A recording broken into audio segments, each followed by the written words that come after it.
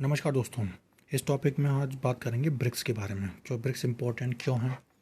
क्योंकि ब्रिक्स का शिखर सम्मेलन हुआ 15वां। तो कहाँ हुआ ये? जोहानिसबर्ग में, जो कहाँ है? दक्षिण अफ्रीका में। किस बीच में हो रहा है कि भू राजनीतिक परिवर्तन हो रहा है और वैश्विक आर्थिक गतिशीलता की भूमि में। विशेष क्यों है ये? क्योंकि कोविड-19 महामारी के बाद ये व्यक्तिगत बैठक है, यानी आमने सामने लोग बात कर रहे हैं, नहीं तो उससे पहले वर्चुअली हो रही थी। 15वें ब्रिक्स शिखर सम्मेलन का विषय क्या है? कि ब्रिक्स और अफ्रीका, तो यानी अफ्रीका होने पे आपको पता चल जाएगा। पारस्परिक रूप से त्वरित विकास होना चाहिए, धारणीय विकास और समावेशी बहुपक्षवाद के लिए साझेदारी। इंग्लिश में से कहेंगे तो ब्रिक्स और Africa partnership for mutually accelerated growth, sustainable development and inclusive multilateralism. फिर 15वें शिखर सम्मेलन के प्रमुख बिंदु कौन से हैं? तो इसमें ब्रिक्स का विस्तार होना शुरू हो गया है। तो ब्रिक्स में अभी तक कितने देश थे? 5। अब वो कितने होने जा रहे हैं? 11। कौन कौन पड़ रहा है? मिस्र, ईरान, सऊदी अरब, संयुक्त अरब अमीरात, यूएई जिसे कहते हैं शॉर्ट में, इथियोपिया और अर्जेंटीना। अर्जेंटीना कहाँ से आएगा? ये आएगा साउथ अमेरिका से। मिस्र और इथियोपिया अफ्रीका से आएंगे। और ईरान, सऊदी अरब और संयुक्त अरब अमीरात कहाँ से आएंगे? ये दक्षिण वो मध्य पूर्व एशिया से। ये कब से ज्वाइन करना शुरू कर देंगे? इनकी सदस्यता मतलब कब से प्रभावी हो जाएगी? तो 1 जनवरी 2024 से। प्रारंभिक ब्रिक्स देश थे जो, उनमें दो प्रमुख समानताएं थी कि वो बड़ी अर्थव्यवस्था थी, जैसे कि ब्राज़ील, रशिया, इंडिया और चाइना।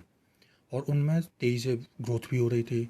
लेकिन जब ये 11 लोगों का समूह बन जाएगा या 11 देशों का समूह बन जाएगा, तो कहीं ये स्लो ना पड़ जाए, क्योंकि इसमें से कुछ देश संकट से भी गुजर रहे हैं। तो इसका इन्हें ध्यान रखना होगा।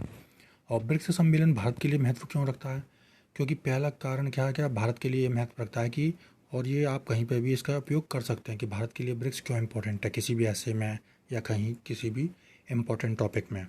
कि एलएसी पर अभी चाइना और इंडिया की झड़प हुई थी, तो उसमें शांति लाने के लिए सैनिकों को एक दूसरे की सीमा पार न करने और एलएसी पर दो काम, मतलब तनाव को कम करने के लिए, ये दो काम जो हैं इनको कम करने के लिए इंडिया ने सहमति ले ली। दूसरा, जो मेंबर जुड़े उनको जो है जुड़वाने में, उनका मसौदा तैयार करने में महत्वपूर्ण भूमिका निभाई। तीसरा, भारत ब्रिक्स को कैसा देखता है? पश्चिमी विरोधी समूह के बजाय देखता है गैर पश्चिमी समूह के रूप में। गैर पश्चिमी मतलब ना तो इसमें यूएसए है और ना ही इसमें यूरोप है, तो यानी पश्चिमी देश इसमें नहीं है। और इसमें ये भारत चाहता है कि उसके चीन और रूस दोनों के साथ अच्छे संबंध रहें। फिर चौथा, प्रधानमंत्री मोदी हैं, उन्होंने क्या कहा कि स्पेस टेक्नोलॉजी को आगे बढ़ाने के लिए, यानी अंतरिक्ष प्रौद्योगिकी को आगे बढ़ाने के लिए ब्रिक्स अंतरिक्ष अन्वेषण संघ की स्थापना का भी इन्हें प्रस्ताव रख दिया।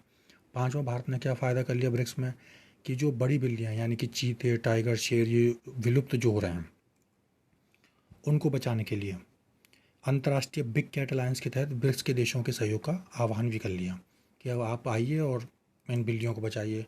तो भारत के कौन कौन से फ़ायदे हैं? एलएसी का पहला। दूसरा, इसका फ़ायदा क्या है कि इसने नए मेंबर्स को वो जो अंदर प्रवेश कराने में मदद दी। फिर ये चाहता है कि रूस और चीन दोनों के साथ, दोनों ही लगभग एक पड़ोसी है और दूसरा ये इसका हमेशा से संबंधी रहा है अच्छा रूस, क्योंकि रूस ने हमारा साथ जो है आज़ादी के बाद से हमेशा दिया है। चौथा, ब्रिक्स अंतरिक्ष अन्वेषण संघ की स्थापना का प्रस्ताव। और पांचवा, अंतर्राष्ट्रीय बिग कैट अलायंस। अब देखते हैं आगे कि भू राजनीतिक संदर्भ में ब्रिक्स इंपॉर्टेंट क्यों है। ये इंपॉर्टेंट है क्योंकि इसमें एक देश है रशिया, जिसने यूक्रेन पर आक्रमण कर दिया, वो पूरी दुनिया जानती है। लेकिन ऐसा माना जाता है कि ब्रिक्स में होने वाली चर्चाएं पश्चिमी विरोधी दृष्टिकोण रखती हैं, जो कि ऐसा नहीं है। जहाँ पर यूक्रेन संघर्ष पर रूस को अलग थलग करना चाहते थे सारे पश्चिमी देश, लेकिन फिर भी वो ब्रिक्स में रह के अपनी रेलिवेंस बनाए हुए हैं। फिर ये क्या चाहता है ब्रिक्स की संयुक्त राष्ट्र में सुधार हो, कि संयुक्त राष्ट्र में जो 5 मेंबर हैं परमानेंट वो बढ़ें, ये अधिक लोकतांत्रिक बने, अधिक प्रतिनिधित्व दे और प्रभावी बने और कुशल बने। क्योंकि आज भी बहुत सी लड़ाइयों पर यूएन क्या कहता है? चुप रहता है। फिर अगला, ब्रिक्स के देश क्या चाहते हैं? जलवायु परिवर्तन की चुनौतियों का समाधान चाहते हैं। ये चाहते हैं कि हम कम कार्बन उत्सर्जन करें, हमें टेक्नोलॉजी मिले जो उचित हो, किफ़ायती हो और संक्रमण हो हमारे यहाँ, यानी कि हम धीरे धीरे करके ट्रांजिशन कर जाएं। पांचों देशों ने विकसित देशों से भी कहा है कि आप हमारा नेतृत्व करें।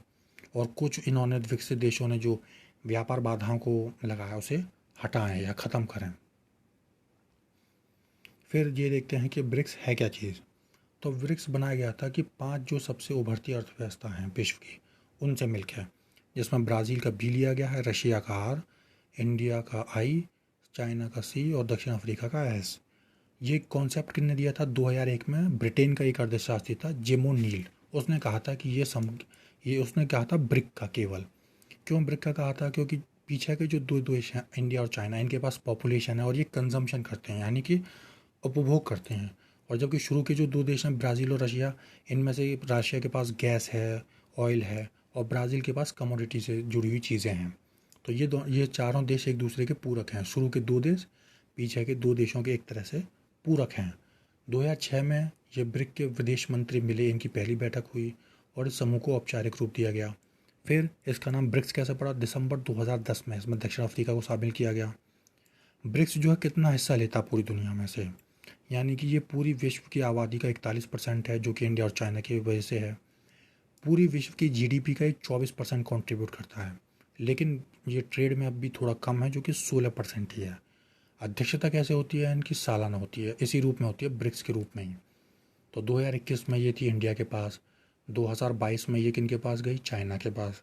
और अब 2023 चल रहा, तो ये मतलब नॉर्मली अफ्रीका के पास जानी थी, तो उसके पास है, साउथ अफ्रीका के पास। तो ब्रिक्स की पहल क्या क्या थी जिसने इनको, इन देशों को एक किया? तो पहली पहल थी इनकी न्यू डेवलपमेंट बैंक, जो कि फोर्टालेजा ब्राज़ील में जो छठा ब्रिक्स सम्मेलन हुआ था 2014 में, उसमें इस बैंक की स्थापना की गई थी। इस बैंक की स्थापना क्यों की गई थी? बुनियादी ढांचे को बढ़ावा देने के लिए और सतत विकास परियोजना के लिए। दूसरा काम ब्रिक्स देशों ने क्या किया जो अच्छा किया?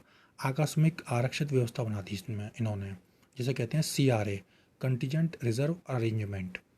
जिसमें क्या हुआ था कि ब्रिक्स देशों की सरकारों ने एक स्थापना संधि पर साइन किए, और ये किस लिए किए थे?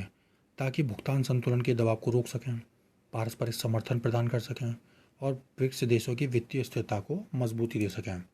फिर इन देशों ने सीमा शुल्क के समझौते भी किए, जिससे व्यापार और परिवहन आराम से हो जाए, सीमा कस्टम्स भी। और चौथा काम क्या था? रिमोट सेंसिंग सैटेलाइट का प्रक्षेपण की बात करी थी। तो अगस्त 2021 में पांचों अंतरिक्ष एजेंसियों ने ब्रिक्स रिमोट सेंसिंग सैटेलाइट तारामंडल के सहयोग को लेकर समझौते पर हस्ताक्षर किए। तो ब्रिक्स का जो तारामंडल है उसमें है 6 उपग्रह। कौन कौन से हैं? गाओफेन 6 और जीवान, ये दोनों चाइना के हैं, जो नाम से पता चल रहा है। फिर CBERS-4, ये ब्राज़ील और चीन ने कंबाइंड रूप से विकसित किया है। कानोपस 4 टाइप, ये रूस का है। और बाकी के दो जो लास्ट में हैं, रिसोर्सेस 2 और 2A, ये दोनों भारत द्वारा विकसित किए गए हैं। तो ब्रिक्स के देश आपस में मिलकर कहीं ना कहीं स्थायित्व लाने की कोशिश कर रहे हैं। तो ये आज का टॉपिक था, और जुड़ने के लिए आप सभी का धन्यवाद।